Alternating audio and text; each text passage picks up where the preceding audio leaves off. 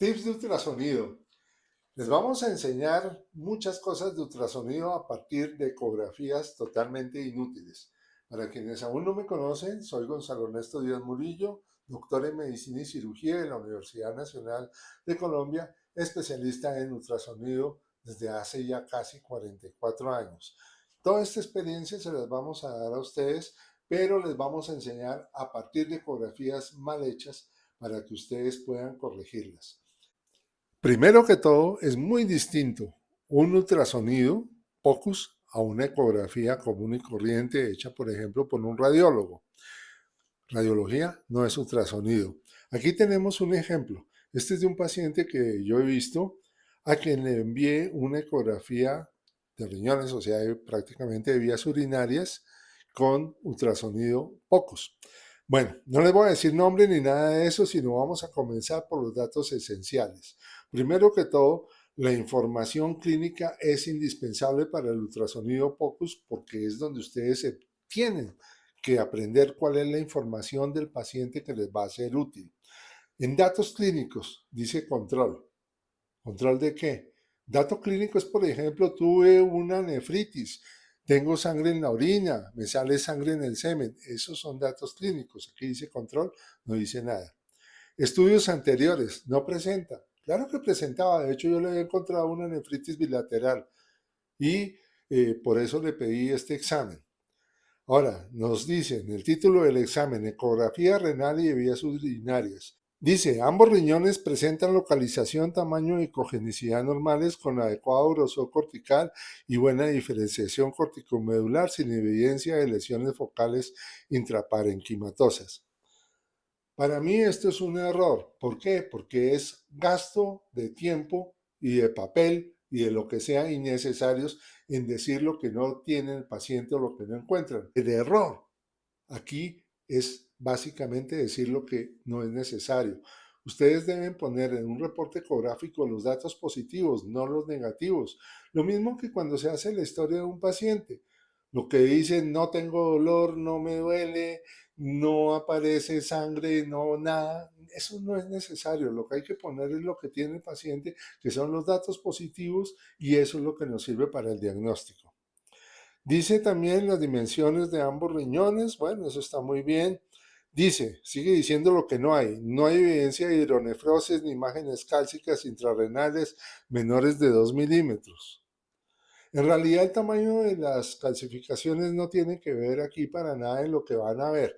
Resulta que ustedes pueden encontrar calcificaciones de 10 milímetros. En serio, unos 10 milímetros es un centímetro. Las pueden encontrar y las ven fácilmente con sombra acústica distal, pero hay unas más pequeñas que incluso no tienen tamaños suficientes para ser medidas por ultrasonido a menos que se encuentren en acúmulos.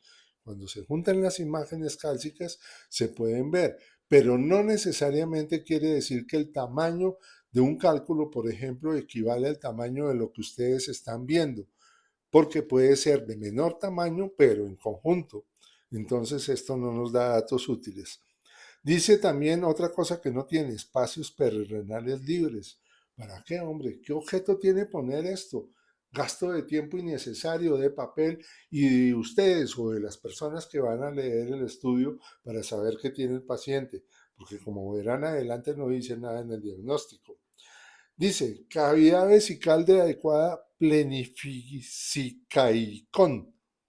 No sé qué quiso decir, pero uno pone en la vejiga si tiene capacidad de llenado, si es, por ejemplo, mucho, megavejiga, o si está demasiado llena, pone también demasiado llena simplemente, pero no capacidad de planificaicón. Dice así, y lo puedo poner la imagen para mostrarles, pero no se trata de burlarnos o de algo así, sino de aprender de esto. Paredes delgadas de 0,9 milímetros. Las paredes de la vejiga son mucho más gruesas de eso. De hecho, los libros muchos dicen que son 2,6 milímetros y en realidad es más porque hay que contar una pequeña capita que hay ahí como de tejido conjuntivo graso. Y contenido claro. No sabemos a qué se refiere con contenido claro. Si es contenido de las paredes, en realidad no tiene. Y si es contenido de la vejiga, no aparece claro o oscuro. Aparece anecógeno si no tiene ecos. Otro, grosor del músculo detrusor de 0.3 milímetros. Miren, nos hablan que en una parte que no hay evidencia de calcificaciones menores de 2 milímetros. Y aquí nos está hablando de grosor del músculo detrusor de 0,3 milímetros, lo cual pretende medir con un transductor de 6 MHz. Eso no lo puede medir con un transductor de 6 MHz.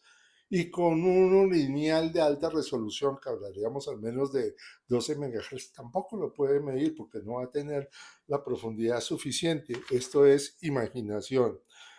Dice en la vejiga, volumen premiccional 146 centímetros. Ni siquiera llenó la vejiga una capacidad adecuada para poderlo examinar bien. Esto es una vejiga que no ha llenado bien. Seguramente tenía más pacientes y afán de terminar el examen y no permitió que llenara bien. Ahora, si esto es lo máximo que pudo llenar el paciente, tendría patología que se llama capacidad de llenado reducida, que puede ser producto simplemente de una cistitis severa o de una hipertrofia prostática severa también. Dice residuo posmiccional 35 centímetros, 24%. 24% no sirve en realidad de nada, eso no nos interesa. Nos interesa saber es que tiene un residuo posmiccional ligeramente aumentado, pero es muy poquito, en realidad no hay que ponerle mucha atención a eso. Luego define la próstata, dice su volumen, está más o menos bien calculado, pero hay que tener en cuenta que el cálculo del volumen de la próstata por vía transabdominal no es exacto. Y dice protrusión prostática intravesical de 7 milímetros. Miren, esto no tiene en realidad una razón, no tiene un dato útil. Resulta que lo que ellos llaman protrusión prostática es lo que protruye visualmente la próstata hacia la vejiga. Pero si ustedes tienen la vejiga muy llena, puede cambiar esa protrusión en relación a una vejiga muy vacía. No nos va a dar absolutamente nada de utilidad para este examen. Y opinión, dice crecimiento prostático grado 2. ¿Qué es grado 2? ¿Ustedes entienden qué es grado 2? ¿En qué se basa para decir grado 2? En realidad no importa el grado, importa el volumen y si el volumen está produciendo alguna alteración derivada por el volumen. Dice correlacionar con PSA. ¿Por qué con PSA? Él no le pidieron PSA. ¿Por qué tiene que pensar que el PSA es indispensable? ¿Qué tiene que ver el PSA en un simple examen que se pidió fue de riñón? En realidad no nos interesa. Otra cosa es que el paciente le hayan hecho una biopsia, le hayan quitado la próstata y luego empiece a aumentar el PSA porque posiblemente está desarrollando un cáncer, pero en este caso no. Dice IPP grado 2, no nos dice nada. ¿Qué importa que sea IPP grado 2? Lo que nos interesa saber aquí es que si llegó a pedir una prostatitis, pero aquí no se puede diagnosticar. Y dice en diagnóstico residuo posmiccional de 24%. Hombre, eso no sirve absolutamente nada. En resumen, ¿qué pasó con este paciente? Me tocó decirle que se volviera a hacer el examen y que si no encuentra quien se lo haga, pues me toca examinarlo.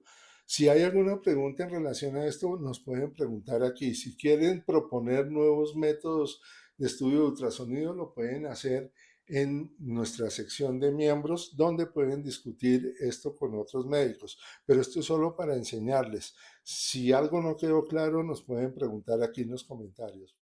En esta ecografía, hecha por un radiólogo, encontramos tantos errores que procuramos marcar en rojo que nos fue imposible marcarlos todos, pues no hubieran podido distinguirlos de tanto rojo que había en la ecografía. Incluso tenemos otro video, el anterior a este, en tips de ultrasonido, con más errores de esta misma ecografía. Recuerden que ultrasonido no es radiología.